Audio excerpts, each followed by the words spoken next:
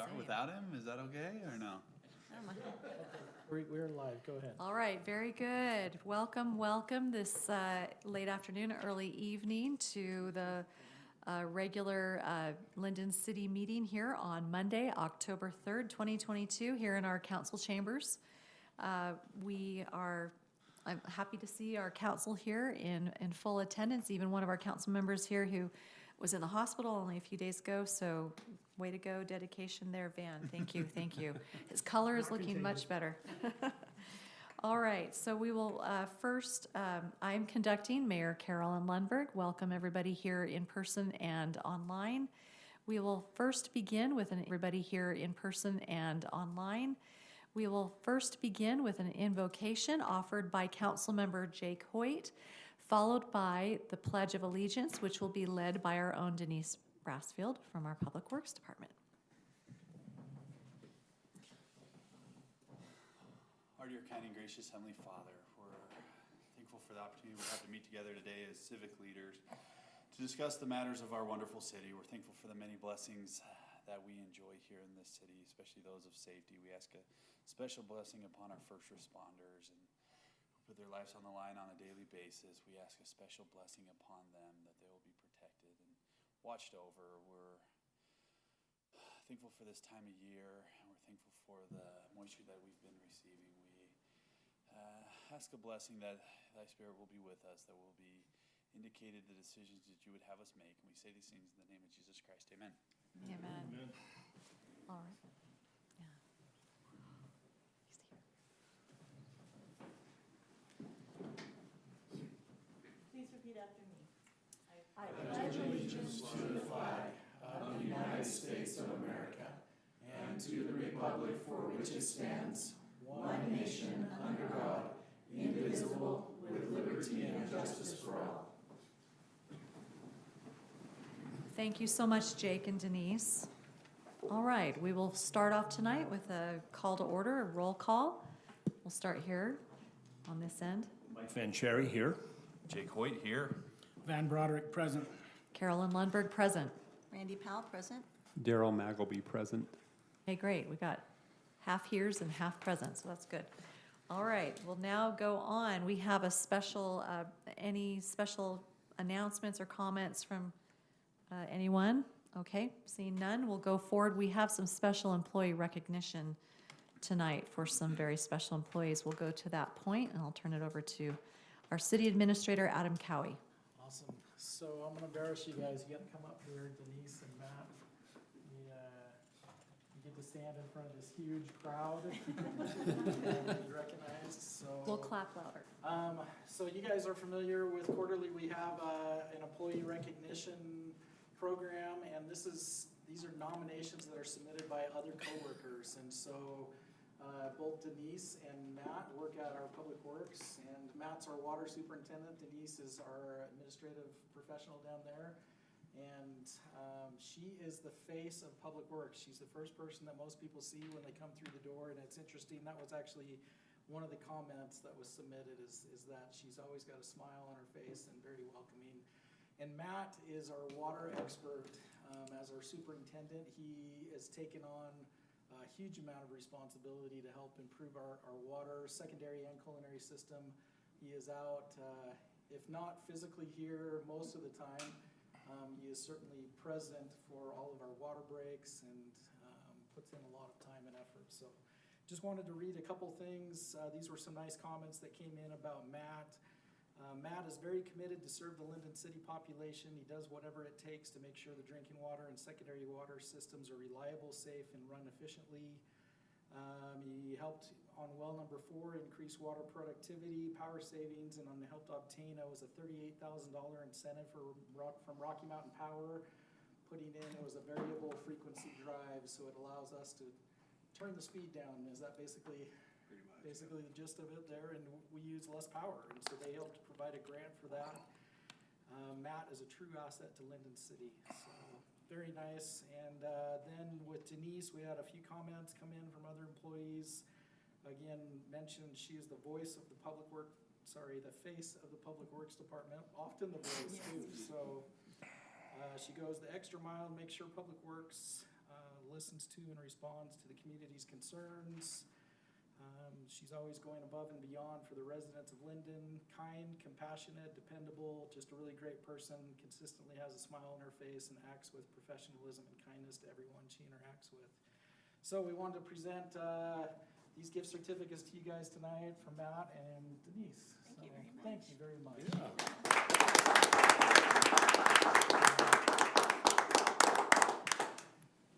These are the kind of things that Lindon residents, we know we have an amazing, amazing city because things are just behind the scenes run so spectacularly well. We're so grateful. Thank you so much. And all those words couldn't be truer about just your professionalism, going above and beyond. And we're grateful to have you. Thank you so much. So deserved. Any other comments from our council? Thank you. Thanks for all you do. All right, wonderful. All right, so our next item is number 3. This is the open session for public comment. Thank you. You are excused, even though this will be hopefully the fastest council meeting on record, but that's all right. Okay, you look like you're poised to spring there, Lincoln. Okay, come forward to the table, please, and state your name. Lincoln Jacobs. If you don't know who you are. Lincoln Jacobs. I appreciate Adam and the recognition that goes on here, but how often do people recognize you? I come here time after time and I see most people come in these open sessions and they're because something hasn't gone right and they're not happy with you guys. And you guys do such an amazing example of trying to understand that I want to take this opportunity to tell you, thank you. Last week I was in Boston and I toured all of the American Revolution sites in the Massachusetts area. And as I found myself sitting there, I tried to imagine myself as one of the British soldiers and the difficulty that would have been for them, right? Why were they doing what they were doing? Because their government, because their motherland was telling them that they needed to come over here? Was their heart really into it? I don't know. I imagined myself as one of the colonists, as a young father. Stand up, shoot a single round, and then hide again. There was just a lot of emotions that I experienced. And feeling the challenge it would have been for the community to try and find that happy medium. And I thought about my Lindon City Council members. And I reflected on the many things that you do. It might seem small, but there in Boston, those things became very big. And you guys work so hard. And I wanted to make sure that somebody sat here to say thank you and not just complain. I don't know why you do what you do, because it's a hard place to be, but you do a great job. And I want to thank every one of you. The other item I wanted to bring up was our Lindon City, this Lindon Park down by the marina. I've kind of talked to people, just my own little survey, and I struggle to find the value. It's right next to Vineyard, and Vineyard's going to use that a ton. And I was in this small town in Massachusetts, and the name will come to me probably when I'm not as nervous as I am right now, but they have a bridge, and it's called the Flower Bridge. And it was a bridge that served a trolley car back in the day, but then it was no longer needed. History changed, lives changed, motor vehicles came, and so this bridge was in disrepair and not functioning. And a woman said, you know, if weeds can grow on that, they couldn't get rid of it because it had a water line underneath. And she said, if weeds can grow on this, then flowers can grow on this too. And she got the momentum to create this bridge of flowers. And it was just beautiful. And as I started, I read the history, and I had context, and I saw the beautiful flowers, and there was signage for everything. And I thought, you know what? Maybe that's really the value of this Lindon Park down by the marina. I've heard comments about the history, which I didn't see a value today, but as I walked that bridge of flowers, it's like, but there is great value in preserving the history and that tower being there that used to be there. and the foliage that has been proposed. And I don't know where this stands, and you guys probably already talked about it, and I might be wasting your time, and I'm sorry, but you said it was a short agenda. But I could visualize a class coming there and a child reading the signage and learning about the history and becoming excited to teach history. I could see a child there seeing the signage on the plants and stuff that we had there, and someone being just triggered enough to be interested in horticulture. And I could see that tower being there, and a child looking at that tower, maybe being a little nervous about climbing this tower and getting up high, but looking at the structure, and it's like, yeah, this would be cool. I could build something like that. I saw it very differently. So one of the city residents that was not in favor of it completely changed. I think it's a great idea. I don't know what kind of feedback you've gotten, but preserving the history, not just thinking about today, but capturing yesterday and thinking about tomorrow. Those are important things. Those are important things. Thank you.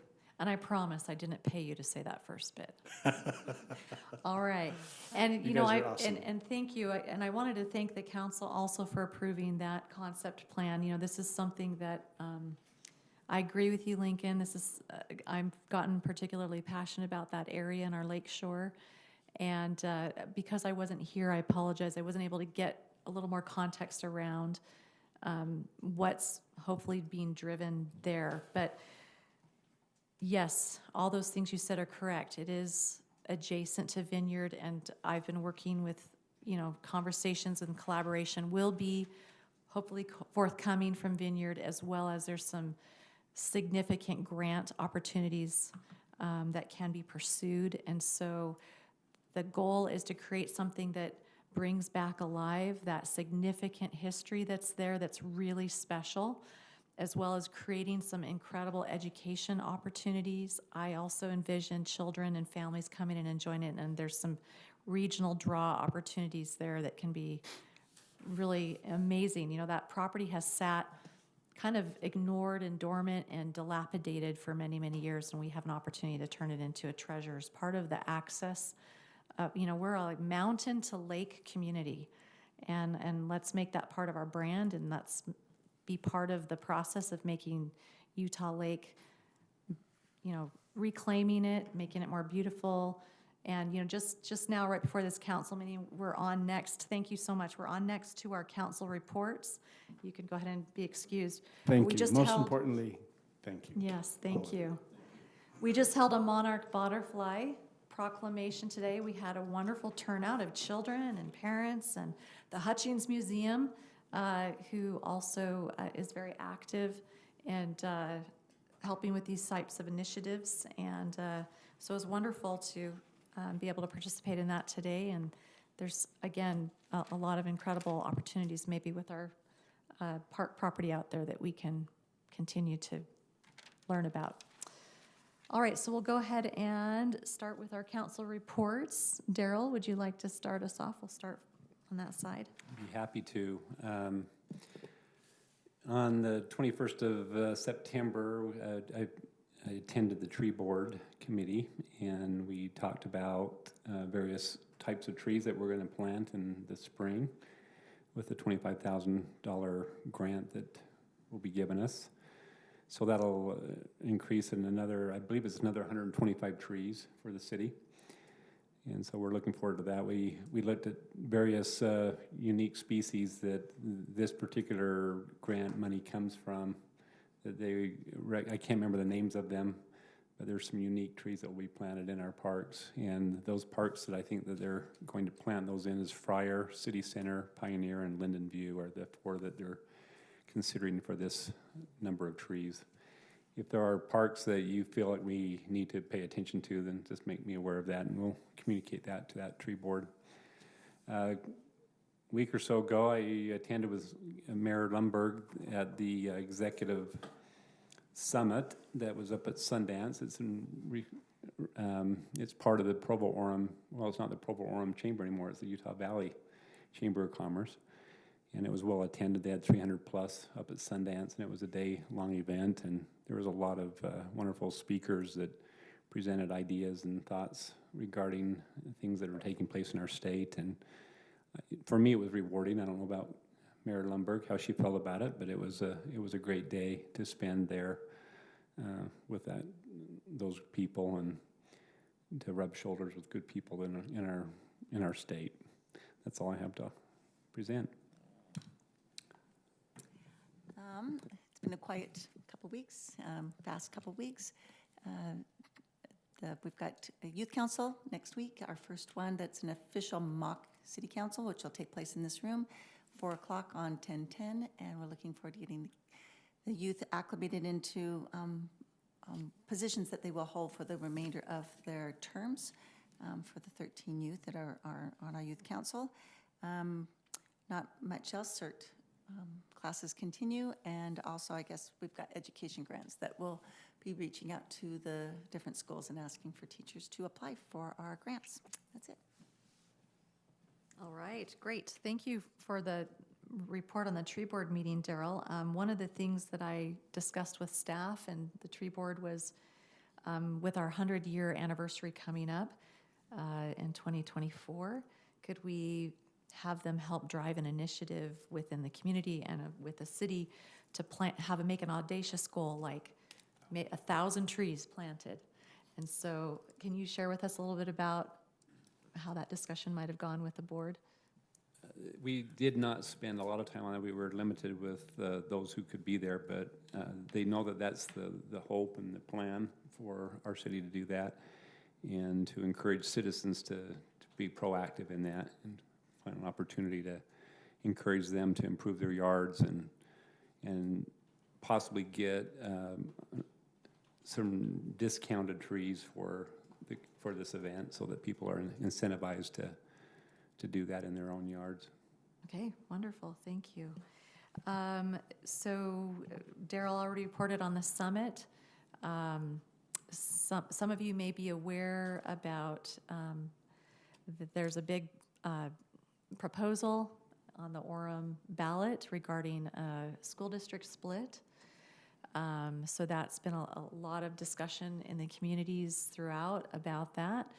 And we have someone coming, Rob Smith is head superintendent, coming from Alpine School District at our next council meeting, hopefully to talk with us, be able to have you ask questions about the district and some of our shared interests that we have here in our city and our community, or questions about the bond that we will be also voting on that upcoming ballot in November. So heads up to That's going to Lindon residents? The Alpine School District bond is, Oh, yes. It's bond. Not the split, So there's just two the bond. issues. The split is just voted on in Orem. There are And- a lot of signs in Lindon that I've seen about the split. Yeah, people but, are- people don't know where our boundary is what I think is going on. So. So one of the things I've had a lot of individuals consistently reach out to me. Sometimes statements are being made on social media, and my answer has always been, Lindon does not have an official position. We are waiting and seeing, and we have not yet had an official discussion as a council in that matter. So if you hear one way or the other, we're not there with that. We're kind of watching and learning and gathering information. So hopefully having Rob here, I mean, it's not just about that, but we have other interests with the school district in regards to what we plan to do with Center Street, and them hopefully participating a bit. They contribute, to our resource officers. There's land that was recently purchased, and so different issues. So come with your questions for Rob, or questions about the bond that we have to vote on as individual citizens on that ballot initiative. And then certainly if, more is forthcoming, we'll kind of see what happens with Orem. Mayor Young you probably saw the press release.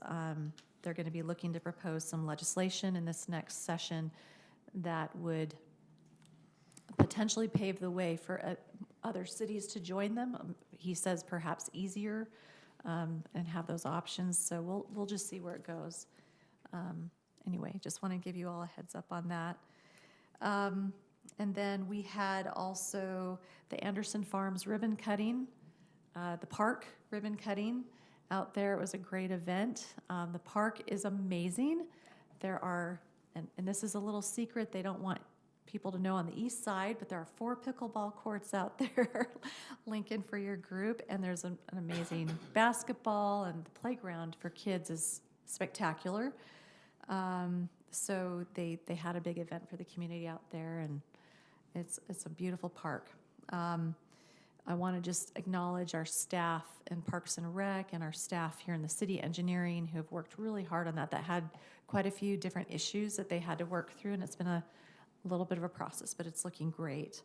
And then also we had the Crumble Cookie had their corporate headquarters, their global headquarters are here in Lindon. They have over 500 franchises, and they're growing. Close, maybe 600 by now, by me talking at this point. So we're really excited to have Crumble corporate in our city. It was funny because Brandon Fugel was up on the dais there at the summit talking about, oh yeah, we have Crumble that just came to the PG interchange. I was like, excuse me, Lindon. Let's get credit where we deserve it. And then just lastly, general plan meetings are still going with our general plan group of citizens. And Mike, is there anything that you would like to report on the general plan committee and what's going on with that? Yeah, I think we finished up most of our kind of community meetings. We're going to probably meet again around the 1st of December, and so the consultant is going to start writing that. They've tried hard to get community feedback. We put A-frame signs up, Facebook, Instagram, city website, the fireman or the public safety breakfast. So I almost left you out, Chief. But so we've really tried to get some good community feedback. So. Okay, wonderful. And that will be coming our way eventually in a few months. Okay. And that's all I have. So moving on to Vian. I know some of these have been mentioned, but on the ribbon cuttings for Crumble and Brandless, at each one of those events, people and part of the company and stuff came up, and they're very appreciative when people come from the city council, mayor, city administrative staff. They're impressed. I mean, we just sit there, listen, the mayor does a great job. She talks, but it is felt in the community, and so thank you to my fellow council members and mayor when we come when we can, and wanted to know that's appreciative. And a thanks to Daryl for kind of hosting and feeding us on, I don't know what we call that, multi-city get-together discussion? Yes, it was amazing. We need Thank to you come so up with much. a name for it, but It's the council social with, yes, and again, Daryl, thank you so much. I apologize for missing. You just saying that. need to sit at different tables. It's like going to a family reunion. You sit with your family at your own table, and you don't mingle with all your cousins and aunts and uncles. Yeah. because it's awkward. That's it, thank you. You know, great events, all great events. I don't know that I have anything else that hasn't already been hit on except for that, you know, in the invocation, prayed for our first responders, had a conversation with Chief just today. There's a lot going on there that we don't need to go into detail in, but there's a lot going on, and I appreciate Chief. His leadership has been exceptional in this unique time where there seems to be a lot going on. So thanks to you, Chief. Nothing else from me. Thank you. I've missed a few events. This is the week of the funeral. We drove 1,200 miles in 48 hours for a funeral in Snowflake, Arizona, only to come home and attend one this morning. So things have been a little bit hectic in that regard. But in regards to the general plan meeting, I thought it was a very good meeting. We talked a lot about the central plaza area on 7th North, and it's been interesting to me to see how from the first meeting until now, everybody's kind of coalesced a little bit, I feel like. You know, everybody had different ideas, and rightfully so. That's why we had the committee. But this time, the emphasis, even though we didn't get a whole lot of time, the emphasis was on economic development and the economic development component of the general plan, which I thought was very helpful, very healthy. And comes to find out that per capita, Lindon City has the highest sales tax generation per capita of any of the cities in the area, which is very telling, I think. and very positive for more things that will be coming. And so I thought that was very positive, and I really appreciate the efforts of the group that take the time and the effort and the time and the talent to come and participate in those things. It's great that we get to share that sales tax with all the other cities too. Great might be too strong of a word, but certainly we do it willingly. Yes. By law. By law, yes. I've been contacted, as maybe some of you have, I've got several friends on the Orem Council, and I've been contacted by several of their council members having to do with this split from the Alpine School District, and wanting to know my thoughts, supporting it, not supporting it. And I think I like the mayor's approach when she, I meant to write her back, I just didn't. But I think for now, my attitude, my response has been, really, it doesn't concern us to the point where it's time for us to weigh in. It is going to be interesting to see how the citizens of Orem vote. My personal feelings is a lot on the stake with a lot on the slate without a whole lot of information to back up the decisions that will be made in November. But that's, again, that's not our issue. That's theirs. But so I've chosen to take just a wait and see attitude. I think for me, that's the best thing to do. North Point Solid Waste, I had lunch with Neil Schwindeman, our director, today. I think he will be ready, Adam, for our next meeting. He's going to send me over a draft copy of the presentation of just the state of the union, if you will, the state of the district. He said it'd take about 15, 20 minutes, and so he'd like to make a presentation. Today was the deadline for our RFPs for our 5-year hauling contracts for our transfer station and our construction and demolition. We're kind of anxious to see what's going to happen with the cost of fuel and all sorts of different things. But interestingly enough, historically, we've only received one bid, and that was from BMI.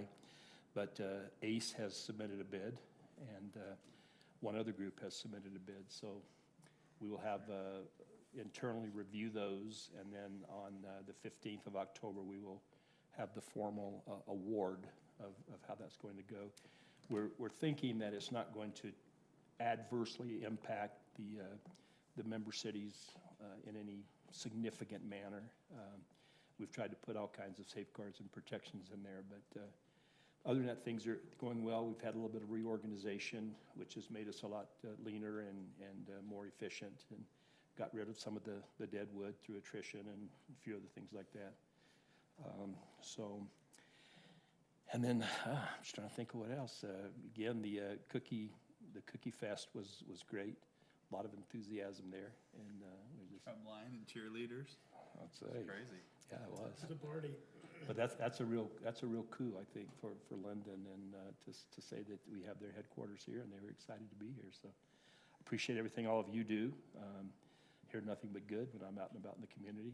Oh, one final thing is they're doing a lot of the road maintenance up around in our neighborhood, and of course they've been tearing out curbs and gutters, and I've been getting a lot of feedback on that. Why are they tearing the curbs and gutters out? And after I knew the answer, but after a good discussion with Juan, apparently there's some requirements that now require the ADA have changed a little bit, so they have had to tear out the on the corners and stuff and put in the new ADA standards and so forth. And it's kind of a pain, but now that most of it's done, it actually looks very, very nice. And I know the neighborhoods are very excited about getting the roads in good shape. So thank you all there for the staff and for all the employees and so forth. So, and I think that's all I have. Thank you. Thank you so much, and condolences to your family. Thank you. It's very, In fact, just quickly, I don't know how many of you remember Jacob Boone, a young man that worked in our Parks Department. It was his father that passed. Rhonda's oldest sister's husband. I'm sorry to hear Arizona. that. Oh, no, it was not a bad thing. okay. So. Well, all right. That concludes our council reports. So item number 5, our administrator report. just want to thank Brittany Laidler, our court clerk, is here filling in for Kathy. Kathy's actually on Zoom. She's online with us, not feeling well today. Hi, Kathy. But Brittany's here in person, kind of catching up on some notes and things for minutes. So thanks, Brittany. Just a couple FYI items, the Halloween Spooktacular and Food Drive event, we'll be adding that food drive component into it. Tabitha's Way and the Parks Department are coordinating. They'll have some big tubs or bins that they'll encourage the community to bring canned food there and support that food drive in replacement of our Thanksgiving dinner this year. And we'll work, maybe that works into this as an annual thing. We're still not quite sure how that fits. So, but for this year, it will be the Halloween Carnival and food drive. So, and then we've got some other items listed there that you can review. We did have one of our Lindon officers involved in this Orem officer-involved shooting that occurred here just a few days ago. And just as an FYI, that individual has been placed on administrative leave as just our standard protocol for that. And we'll give you more information as that comes available and as they wrap up that investigation. But anything further you want to say on that?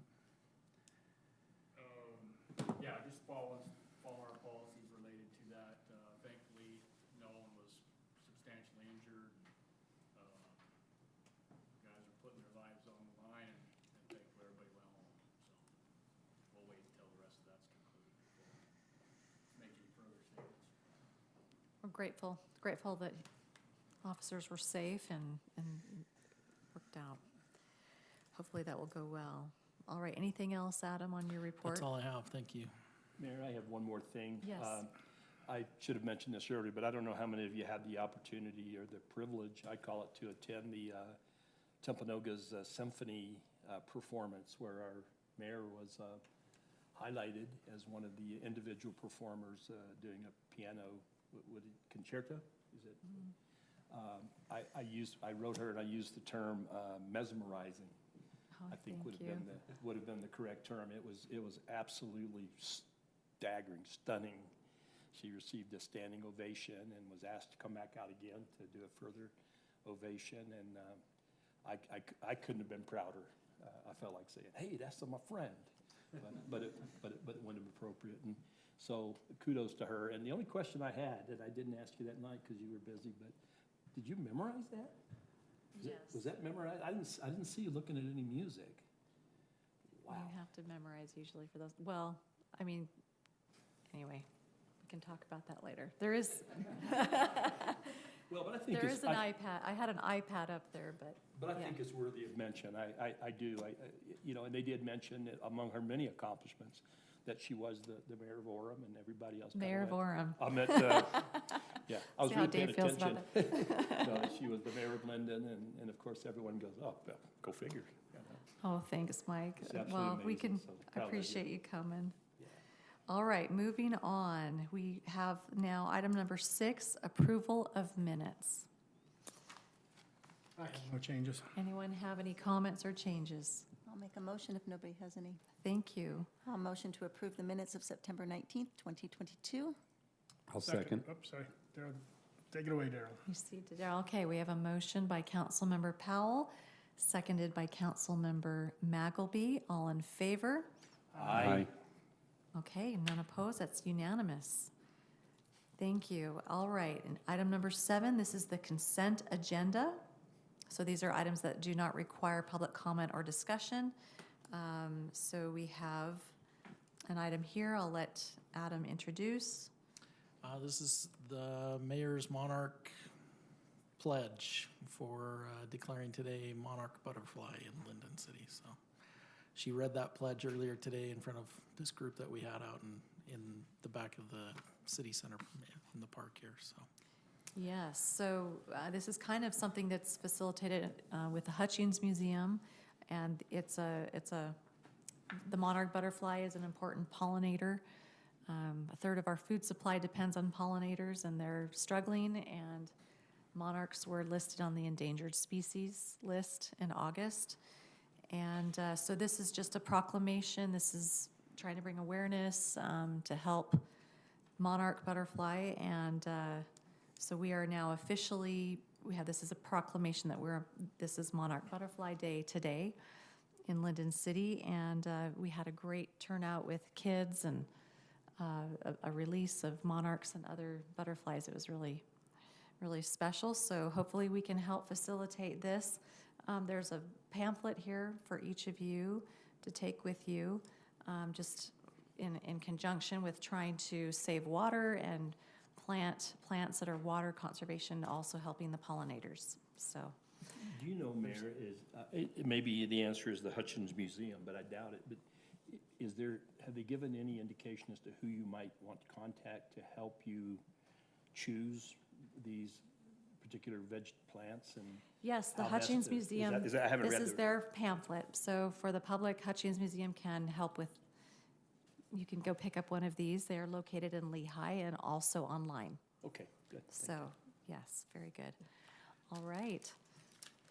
I will make a motion to approve the consent agenda items as presented. I'll second that.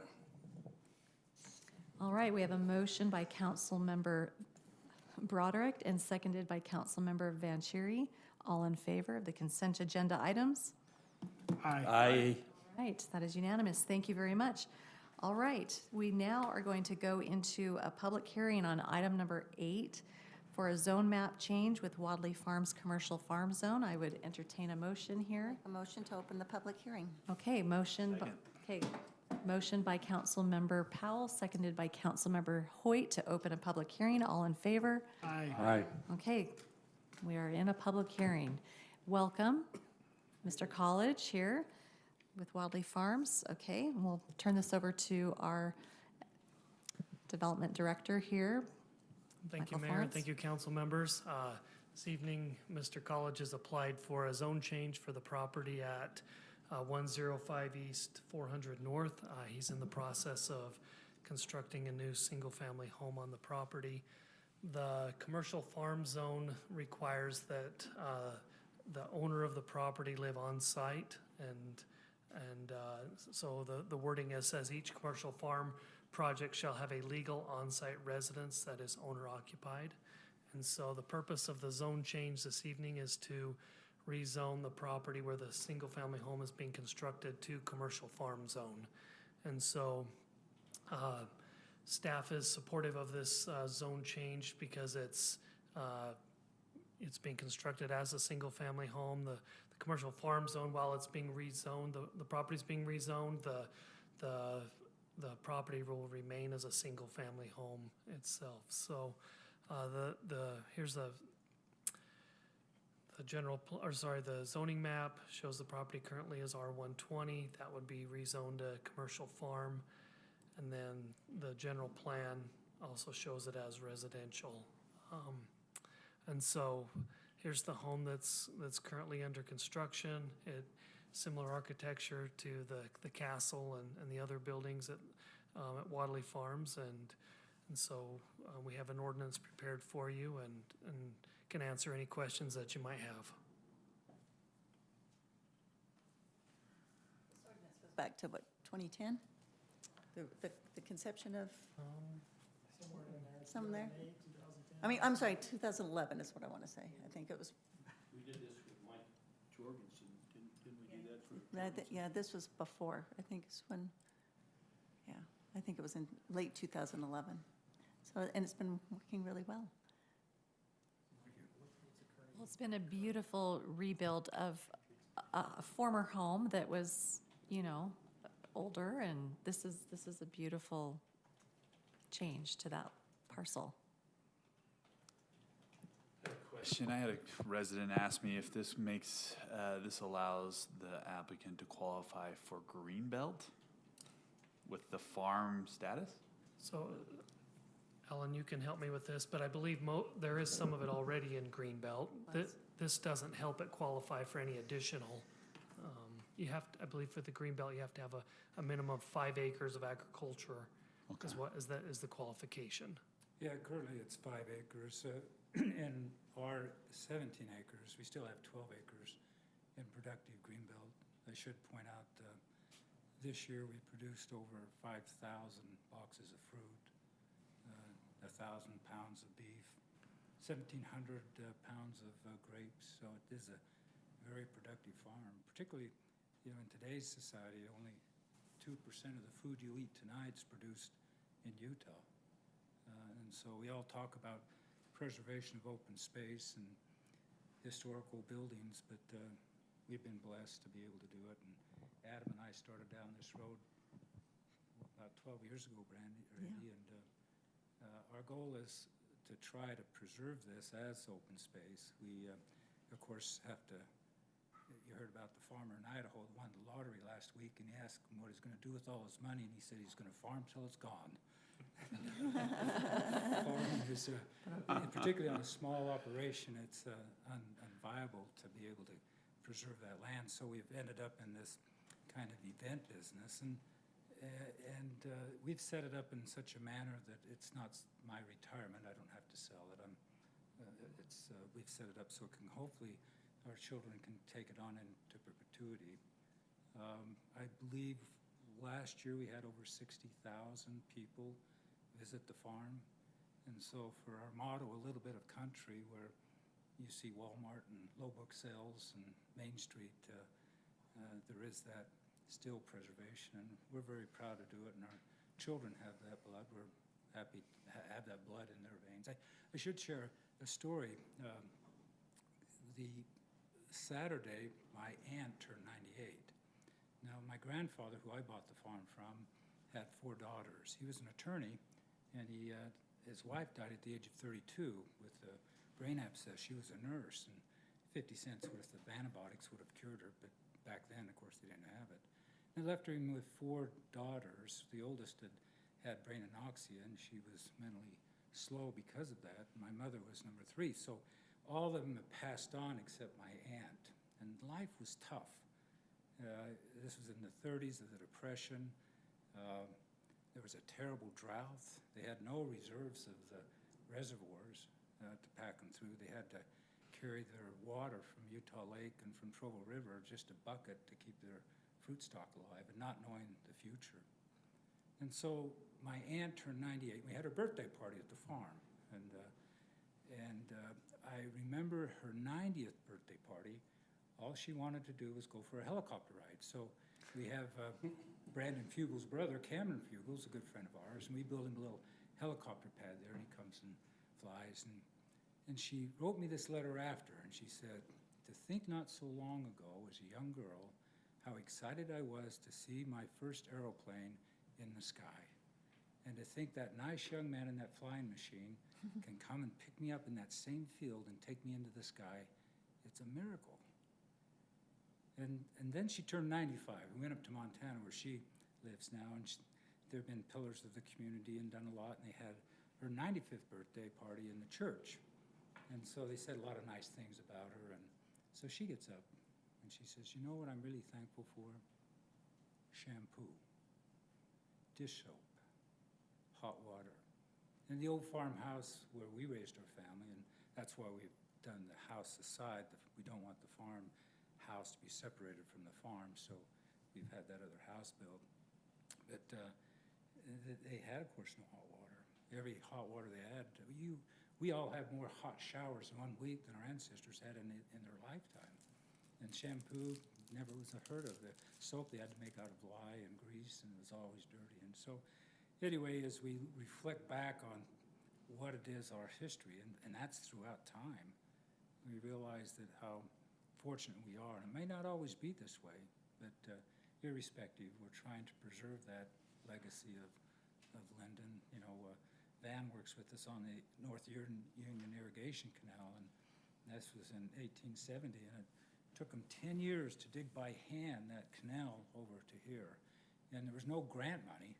You got your time and faith that it would work, and so for every hour you put in, it was allowed for a share of the water. And so there's 1,200 shares of water, and it turned this area from sagebrush into what looks like North Carolina. I mean, it's a miracle, and we're all recipients of it. So we feel privileged and honored to be able to preserve Wadley Farms. We've been blessed. We appreciate the support, Adam's vision, and Mike. The city's been just unbelievable. Phil Brown and in helping us. And I don't think I could have done it anywhere else, but we thank you. Well, we feel pretty privileged and honored as well. We love having you here.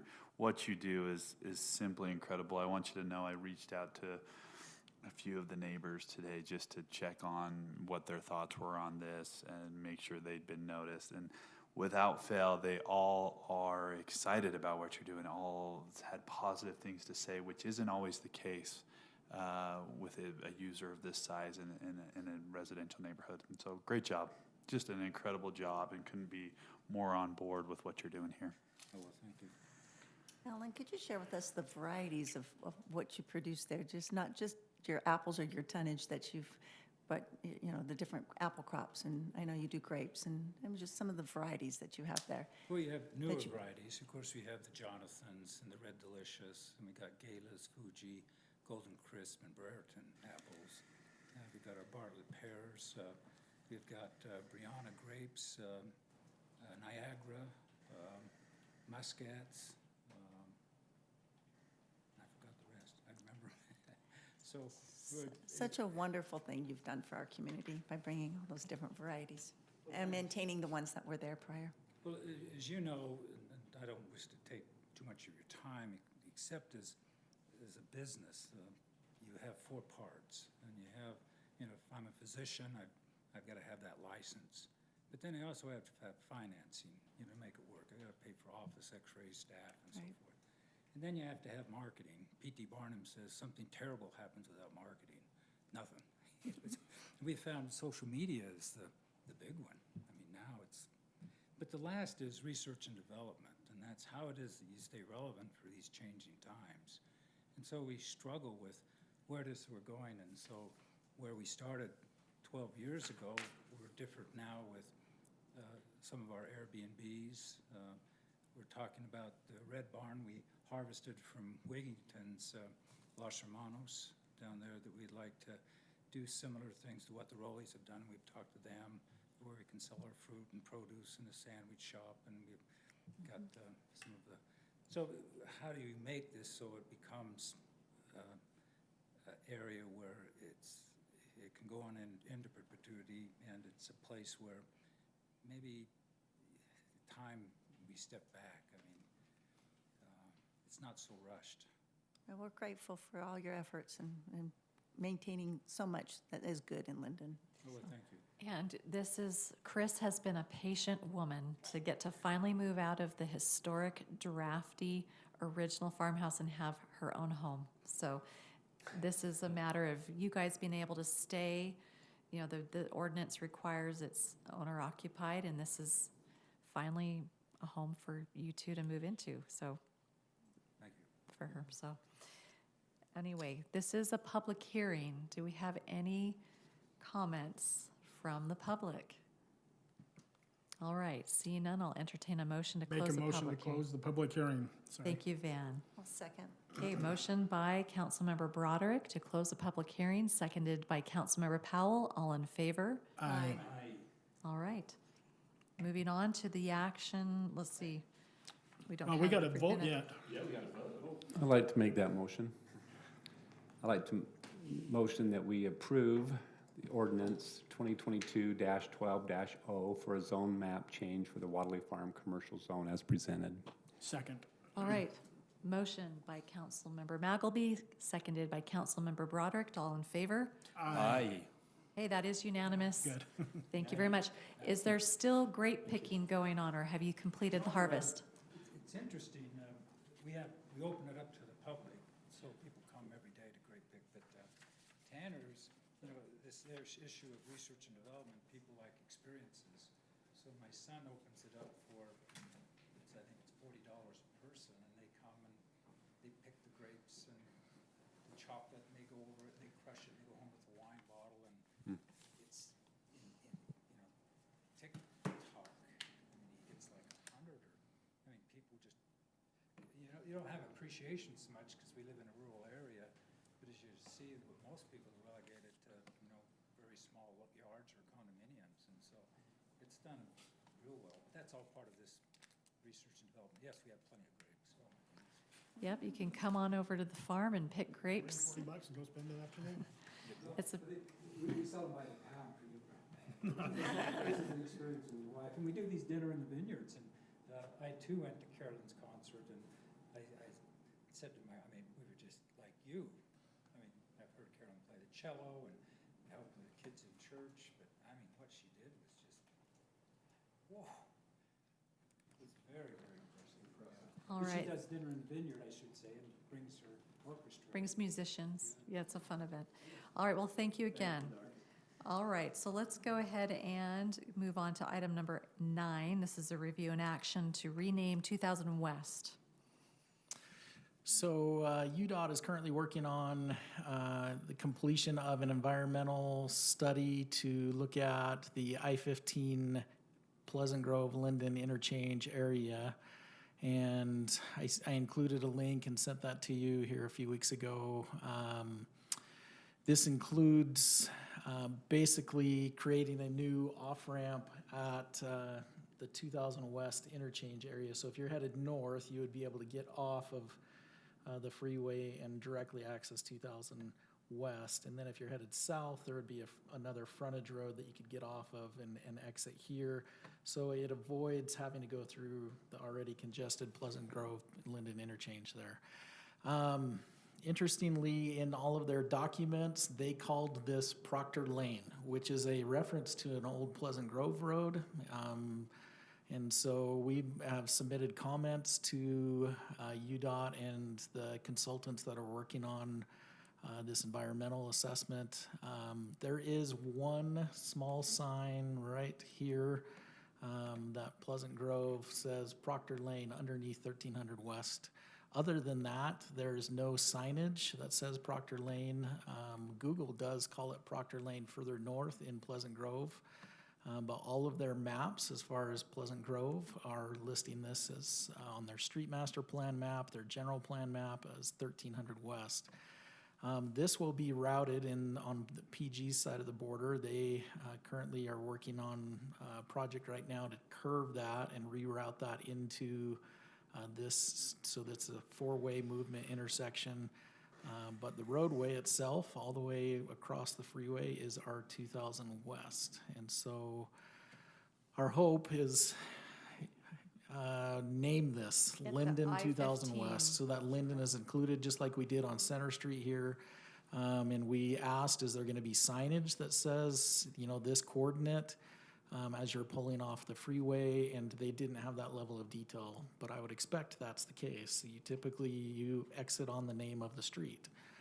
That's what the signs would say. And so if you have another idea for what this should be named, we can certainly consider that. But this was the simplest thing, just adding Lindon. I think the fact it has the I'm in word for that. Lindon in it is Yep. appropriate, gets our name on the freeway somehow. Jake Hoyt Avenue.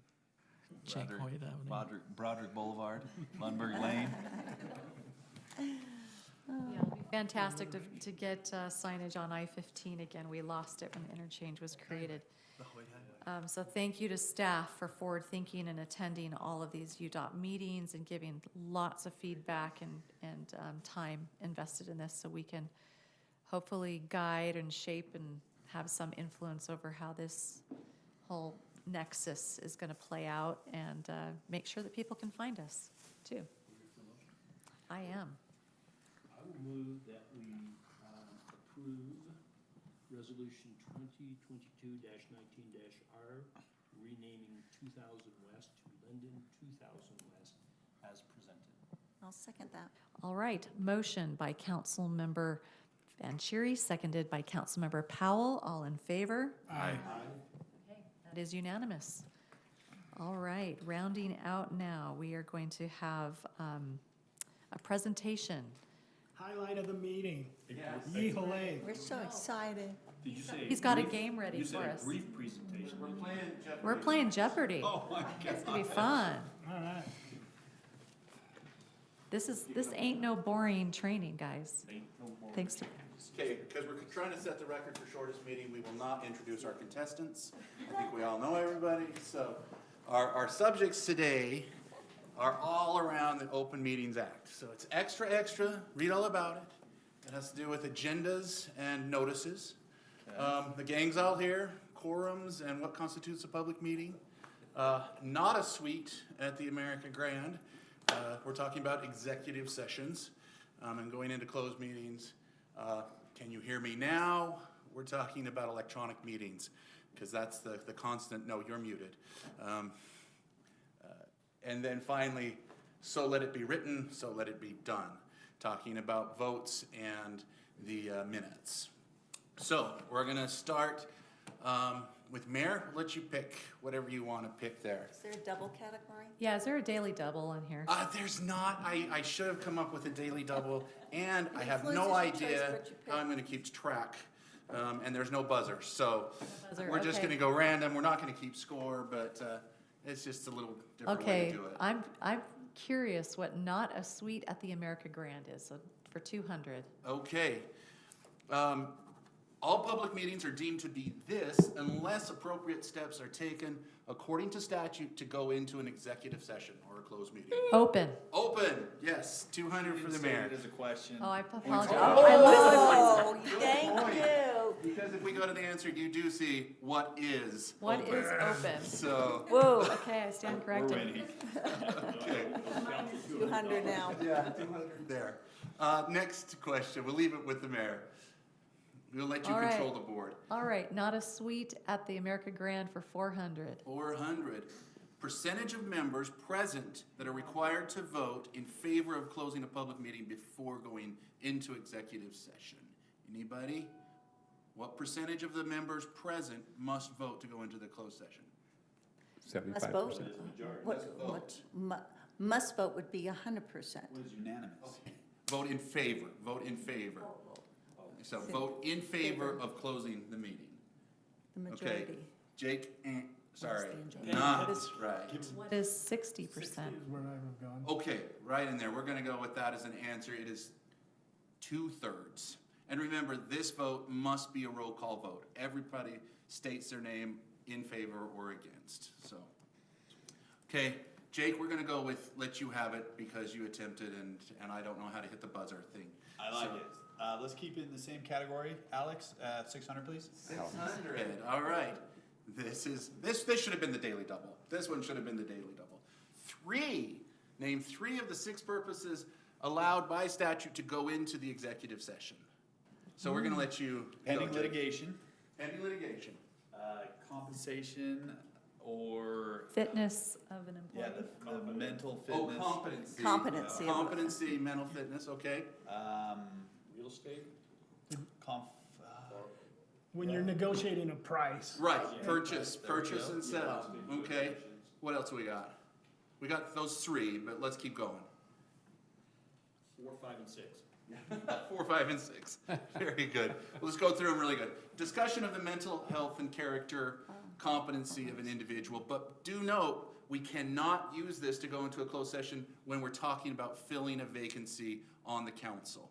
When we're hiring somebody, talking about potential discipline, things like that, we can go into an executive session there, but not to fill a vacancy on the council.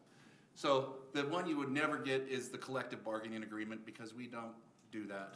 I'm not exactly sure. I don't know of anybody. We're a maybe right to work state, aren't we? I So, think maybe Salt Lake has something like that. I'm not positive on that.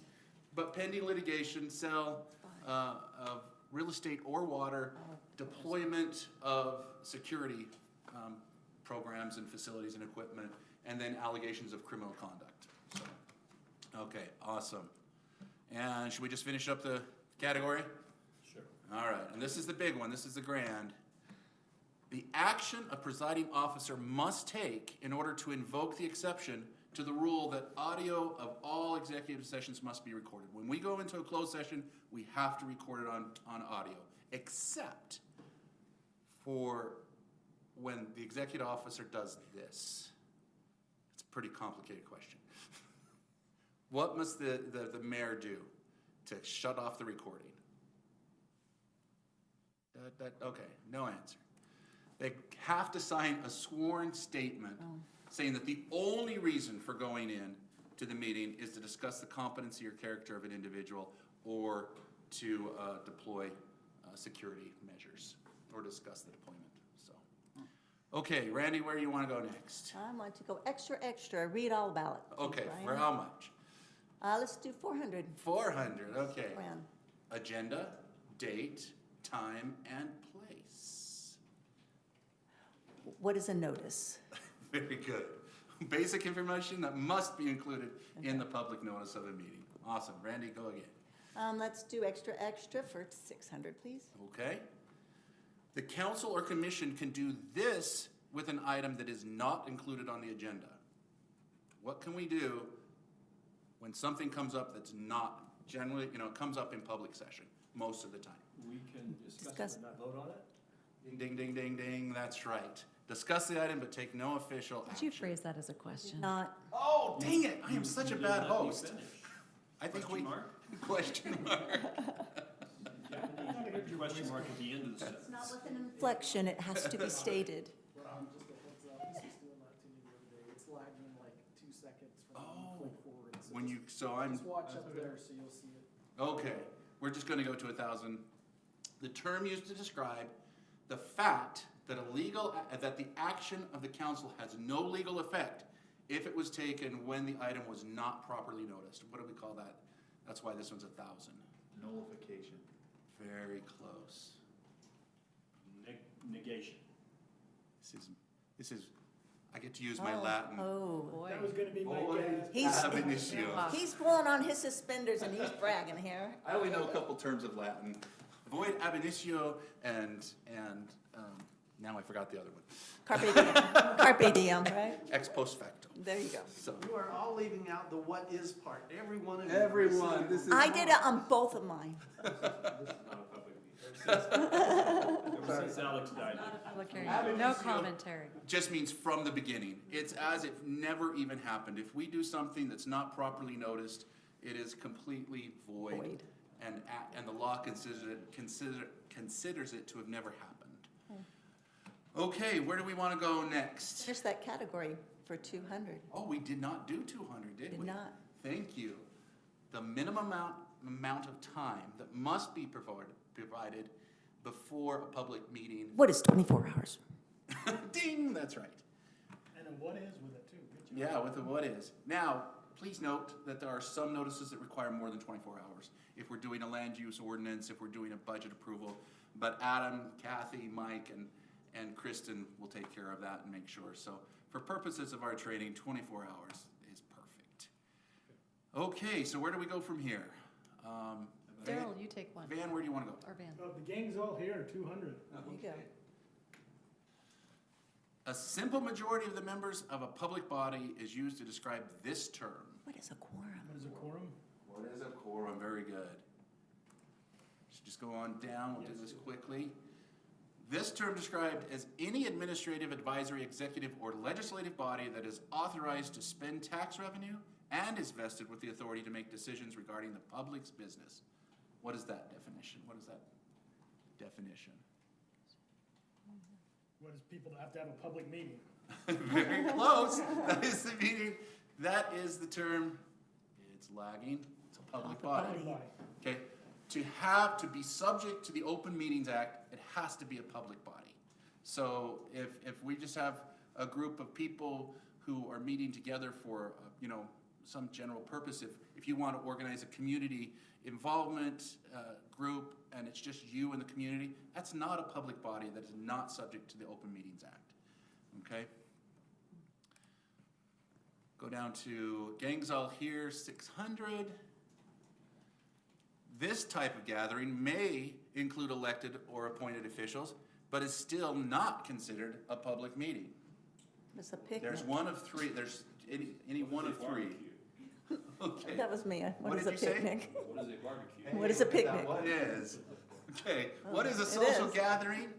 A meeting where fewer members than are required for a quorum is present, or if we're meeting as purely an administrative body, because the council has both the executive, legislative, and the administrative body. If we're meeting purely as administrative body, where no formal action, we're just giving directions on administrative functions, that technically does not require a public notice either, but we do that just to be safe anyway. Okay, gang's all here for 1,000. And the minimum number of people required in order to constitute a public body. 3. What is 3? Well, what is You the put it quorum? correctly. Yes, but, Ding, wrong, not Okay. ding, buzz. It's Oh. 2. The state law only requires 2. That's why this was 1,000. It was a trick question. Yeah, it only requires 2. I can't think of a public body that only has 2 out there. County commissioners. Is there, they have 3. They have 3, but. but Only 2, need But 2 is, okay, there you still go. need to Okay. Yep, Okay, good that's the point. quorum. Good point. Constitutes trouble. All right, should we go to here? That's true. Can you hear me now? Hey, Daryl, lead it out. Okay, sorry, 200. This term is used to describe the location where public meetings are regularly held and where at least one member of the public body must be located during an electronic meeting. What's the term for that? What is the hub? Maybe. What is the location? Point of origin. It is called, Oh, the Adam got it, anchor. the There it anchor is, location. And this will come up again in just a little bit. Okay. That's what my wife calls me all the time. I don't know why this jumped back. I must have done something wrong here. This was the next question in line. Adequate equipment must be provided during an electronic meeting to ensure the public can do these 2 things. When we're holding an electronic meeting, we have to make sure we have the equipment to allow the public to do what? Comment? What is comment? Comment is one of them. And, Hear it? yeah, Hear hear it. it. We do not have to let them observe it, Oh, but we do have to let them listen and provide comment. Okay, so can you hear me now? 600. Will not expressly prohibited by statute, legal counsel, yours truly, strongly discourages this form of electronic communication between council members during any public meeting. what is texting? Thank you very much. Ding, ding, ding. I listened. This is not expressly prohibited, but it just causes so many problems if we're texting back and forth during the meeting. If you need to answer a text to a family member, if you've got a question for staff, that's just easier to text them really quickly, we've got no problem with that. But when the public sees us going back and forth, they just the perception. It's all about perception. So, Okay, I have a question on this thing, because I Okay. have occasionally sent some members of the council a message of, hey, don't forget to bring this up, or something of that nature. Is that yeah, inappropriate? like I said, I really don't have problem with staff communicating. It's just when you guys are communicating back and forth. And too please private, it's remember, private. any text messages, even if it's on your personal phone to personal numbers, any text message that grammar. deals with public matters is subject to grammar, okay? And if people get a perception that we're communicating outside of being open and apparent, that's what causes people to send in these grammar requests and requests, and that's what causes us to get into trouble. So Adam, I really don't have, especially when it's just an agenda item or a point that needs to be addressed, I don't have any problem with that. And technically, legally speaking, we can do it, but prefer we not. So it's more of deliberating between elected officials. Right, exactly. Okay, let's see, was that 600? Yep. Okay, and 1,000. Okay, this may be waived, this is new from just recently, that's a hint. This may be waived for up to 30 days if the mayor makes a written determination that abiding by this requirement for an electronic meeting would pose a substantial risk to the public or the council. Taking your hint, what is an anchor location? Bing, there you go. Good job. Yeah, that has to do with the pandemic, of course, and if we need to go all online, we can do that, but hopefully, knock on wood, we'll never see anything like that again. So when we did do that, when you did that, and someone wanted to comment, how did they do it from the public? we posted it through, We they had could a chat. public Zoom meeting, and they Yeah, at the time we were doing Zoom. Right. And did you have anybody other than Lincoln there? It seemed like there was a couple. That would be there, and we actually got some comments. I remember a couple times comments came through, and Adam would read them. I can only think of maybe twice that happened. Yeah, it wasn't very frequent. But that's how we handled that, so. Okay, so let it be written, so let it be done. This is my favorite saying from the Yes. Ten Commandments. Okay, this written document constitutes the official record, even if there is audio or video recording of the meeting. What are the minutes? What are the minutes? Very good. We're getting there, home stretch. Number of votes under the state law that are required to be made in favor of an action in order for it to pass. What is the majority?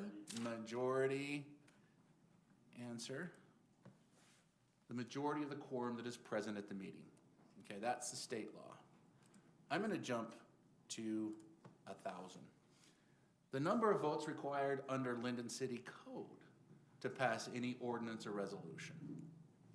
What is 3? Very good, thank you. Which is the majority of our body, but if we're there on a night when we don't have everybody there, but we still have a quorum of 3 people, any vote to pass an ordinance or resolution has to be unanimous, because our code requires 3, not just the majority of the quorum present.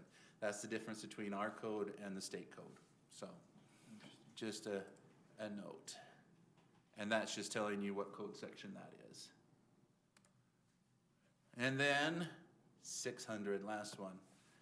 Time frame in which the recordings of the public meeting must be made available to the public. Is it 10 days? After approval. Okay, this is not the minutes, this is the recording. Oh, the recording. Oh, The recording. 30 days, 24 hours. Can we call a friend? We'll let Adam answer this one. 3 days. 3 days. We have to post the recording within 3 days. But you're right, on the minutes, it's until after they're approved. And we have to make that in a reasonable time is what the code requires, so. so 3 days after we approve, the recording has to go on, or after the No, meeting? the recording has to go on 3 days from today. Okay, The minutes have to be posted. We post preliminary minutes. right. And then the approved and the official record is when it's after. And the it's site that approved. stays on, it's only live. That I don't know. It's not live it's not available for a long time, then you have to go in and request, if I remember right. It's been like, maybe 6 months, a year, and then you have to go back. It doesn't. Doesn't stay there permanently? You can go back quite a while. I mean, you can go back, but you have to get a request for that from the last time I checked. That public meetings website, is that the website? I don't think it's accessible that easily, then you have to like request. I've done that before. Oh, I'm not So, positive. but- I've not done that. I've just put my email in there and you can request. Forever? Which entities, and I haven't had to. read Yes, yeah, that. So. Yeah. they're cool to listen to I've those. pulled up for some other cities that go back about 5 years. Oh, okay. But I don't know. Maybe I have Maybe I was not going checked back that. too far. But just another note, we can change the minutes. You know, if you say something on the record that you just misspoke, you can come back and you can change the minutes to reflect what you truly Not intend. this. But try to limit that, if you can. But under the law, that is right, and the minutes are the official record, so. All right, that's it, thank you. Kudos. Motion to adjourn. Well, hold on. Oh, yes, so you skipped 60. Did I skip 60? I mean, 600. one that came up. It came up automatically. That's when we're It came jump. up on its own, Yeah, yeah. just the question. But I did forget Final Jeopardy. Yes. Final Oh, so Jeopardy. now we have to wager? Yeah. The right there answers. And I don't have my music up, but anyway. Oh, I like this. The penalties that someone is in jeopardy of, excuse the pun, if they knowingly violate the Open Meetings Act. What are the penalties? Knowingly violate. Not on. What is removal from office? Potentially, but it's actually a Class B criminal violation. B. Potential up to 180 days in jail and a fine of up to 1,000 plus another 1,000 in surcharges. So it's serious. but I've never seen any, you've never given us any There's reason to. 500. There you go. You give Ken Jennings a run for his money. Thank you so Yeah, much, Brian. That was except I awesome. forgot no, I'm sorry, the form of a question, I just whiffed on that, so. It was usually the judges that are supposed to take it. All right, very good. We are Motion to adjourn. ready to adjourn. Thank you. Motion by Councilmember Broderick, seconded by Councilmember Powell to adjourn. All in favor? Aye. We are adjourned. Minute 15, 1 hour, 15 minutes. Okay. Thank you, thank you. Everybody have a great week. See you next time.